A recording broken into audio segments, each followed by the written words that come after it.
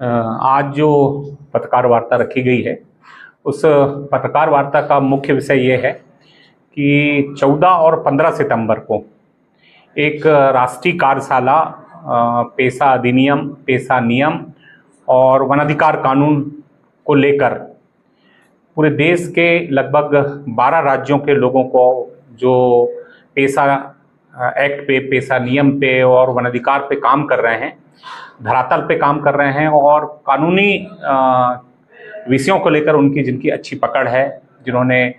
वनाधिकार कानून बनाने में भारत सरकार को सहयोग किया, ऐसे लोगों को, लगभग 12 राज्य के लोगों को, और मध्य प्रदेश के भी काफ़ी ऐसे जन संगठन हैं जो ट्राइबल विषयों पे काम करते हैं, आदिवासी क्षेत्रों पे काम करते हैं, आदिवासी हितों के लिए लड़ाई लड़ते हैं। ऐसे सारे संगठनों की एक कार्यशाला, राष्ट्रीय कार्यशाला 14 और 15 सितंबर को सामुदायिक भवन मलाजखंड में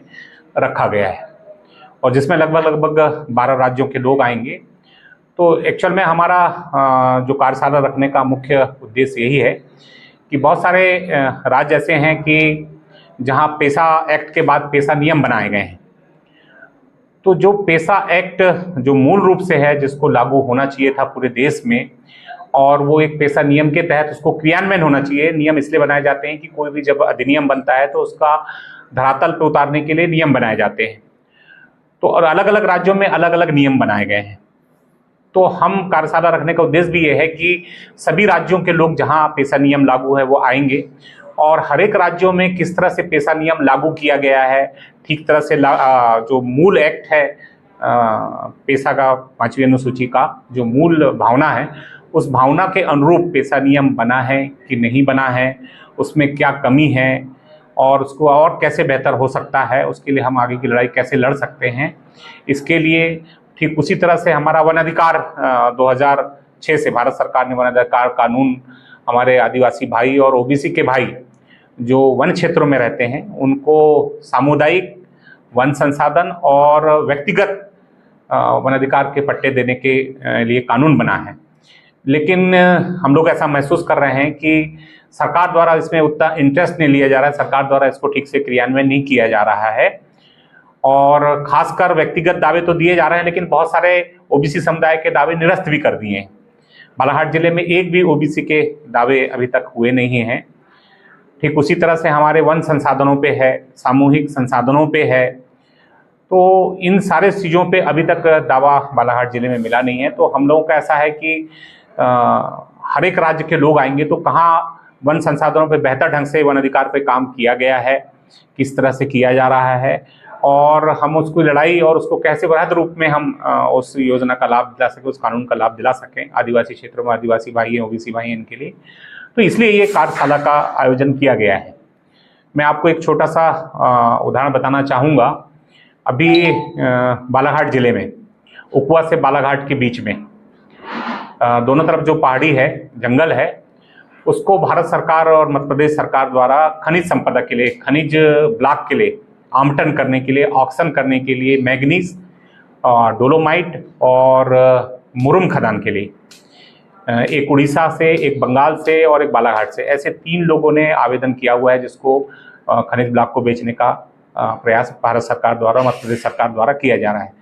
तो लगभग इस तरह से 1000 हेक्टेयर वन भूमि ये हमारी चली जाएगी, जिसपे परंपरागत रूप से हमारे यहाँ के जो स्थानीय निवासी, आदिवासी और ओबीसी भाई हैं, जो मूल निवासी भाई हैं, उनका अधिकार है। तो कहीं ना कहीं इस तरह से सरकार हम लोगों के अधिकारों का हनन कर रही है। तो ये कार्यशाला बुलाने का यही उद्देश्य है हमारा कि हम इन सारी चीज़ों पे चर्चा करें और एक वृहद रणनीति, राष्ट्रीय स्तर की चर्चा के उपरांत जो 12 राज्यों के हमारे जानकार लोग आएंगे, जो समझ रखने वाले लोग आएंगे कानून के बारे में और जमीन पे कार्य करने वाले लोग आएंगे, उनके साथ में बैठकर फिर आगे की रणनीति बनाएंगे। इसी विषय को लेकर हम लोगों ने ये कार्यशाला मलाजखंड में 2 दिवसीय रखा है। कोई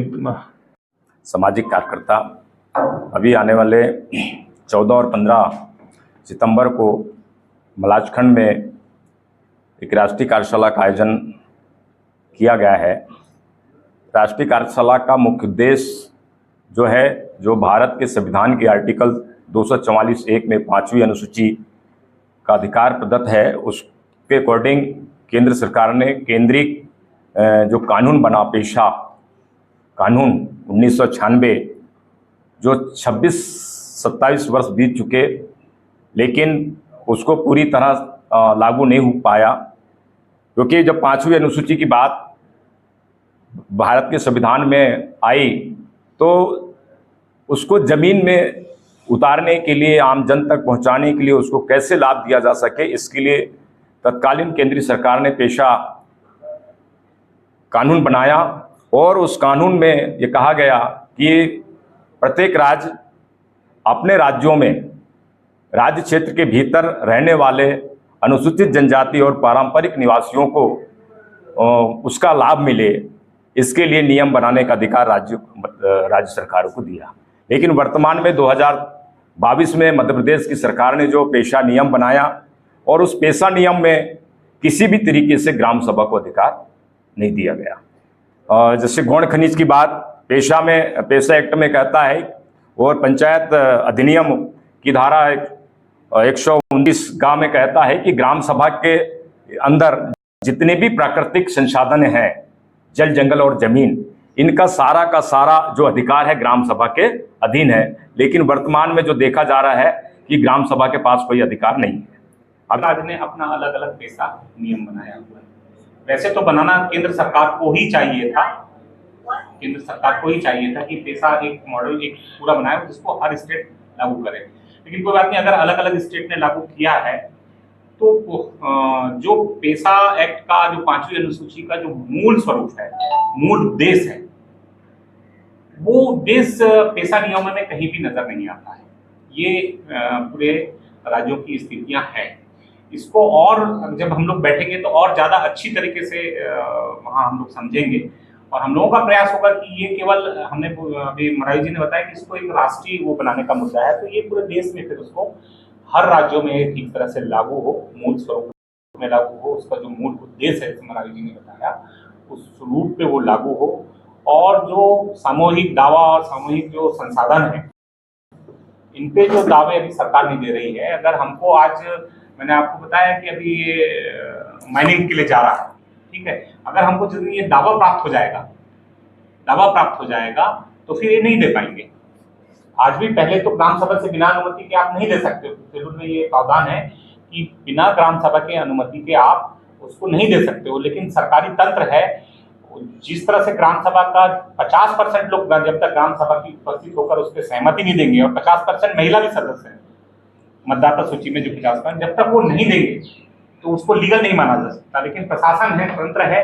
वो 50 लोग भी आ गए तो कर देंगे ग्राम सभा में। तो इस तरह का जो दुरुपयोग करने का प्रयास करेगा, तो ये जो निष्कर्ष निकलेगा उसका क्या राष्ट्रीय स्तर पे कार्यक्रम बनाएंगे कि हम इस लड़ाई को बड़े स्तर पे हर राज्यों पे ले जाके हर राज्य सरकारों पे दबाव बना के उसको मूल स्वरूप में लागू करने का हमारा एक लड़ाई रहेगी।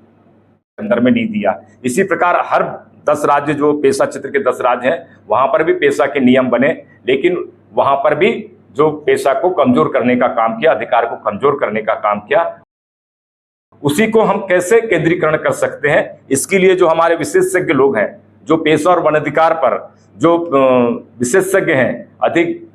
समझ रखते हैं, ऐसे लोगों को हमने यहाँ 12 राज्यों को लोगों को यहाँ पर बुलाया है। साथ ही हम ये तो 5th शेड्यूल की बात हुई, हम हिमाचल और असम के जो भारत में 6वीं अनुसूची के क्षेत्र है, वहां से भी हमारे यहाँ पर प्रतिभागी के रूप में हमारे यहाँ पर लोग आ रहे हैं। और साथ ही